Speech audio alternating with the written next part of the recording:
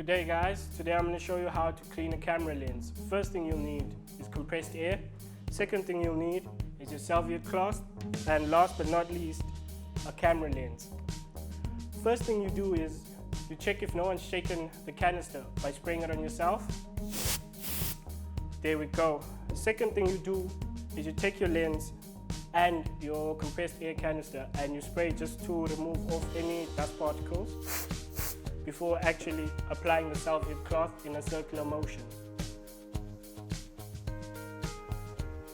There we go. Reason being in a circular motion because if you do it diagonally or in any other fashion, you might run the risk of actually running the dirt deeper into the lens. Therefore, you use a circular motion to clean your lens. And just to finish it off, you give it a nice buff. And there you go, clean camera lens.